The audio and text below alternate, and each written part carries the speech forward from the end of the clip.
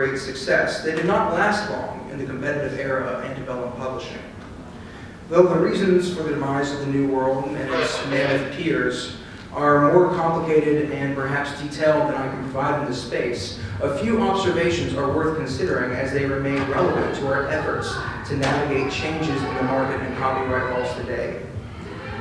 First, well-established publishers like Harper's or Carey and Lee changed their prices to become competitive with mammoth journals. And these publishing houses also competed by creating their own pirated material. Perhaps more importantly, the United States government enacted legal changes to prevent the literary journals from being distributed at the same rates as newspapers, while lowering the price of shipping books in favor of traditional models. Of course, it is also worth noting that in this era, it cost the same to ship a single book via post as it did a barrel of flour. Alongside a host of other reasons, the positive change in the publishing market, which adapted to new customer demands of lower prices and greater access, and the changes in governmental regulations hostile to mammoth periodicals forced most of these journals out of business by 1844, ending a short-lived but productive publishing experiment. When we think about copyright today, how it should operate, who does it protect, and how do we as a society balance the needs of those creating content with the needs of the distributors and the needs of access and use for the consumer? The New World and the Mammoth journals present a compelling counter-narrative to our expectations of the copyright system. By pirating literature from around the world and creating new best practices in distribution and marketing, the New World reshaped the existing structures of the publishing world. In the years ahead, again, as F.L. Mott phrased it, cheap books were never out of the question. But the issue of copyright and literary piracy was not merely about cheap books.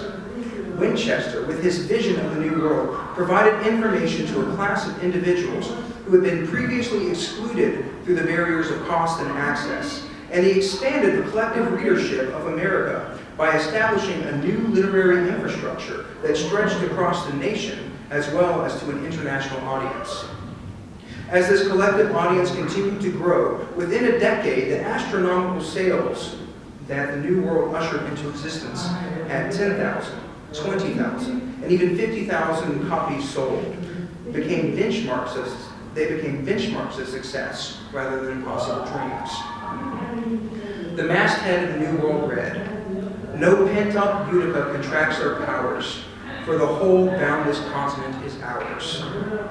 Provocative as it is explanatory, the battle cry of the New World encapsulated its mission.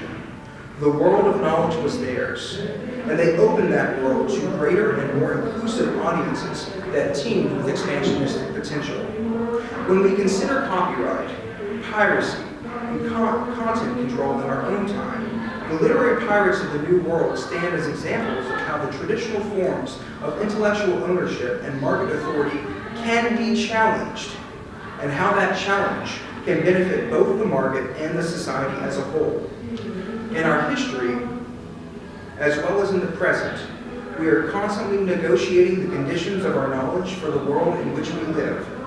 Therefore, discovering new possibilities and new conditions for copyright, market access, and greater distribution remains critical to our endeavors to provide benefits to individuals, to create community, and to ensure democratic principles for ourselves and our future.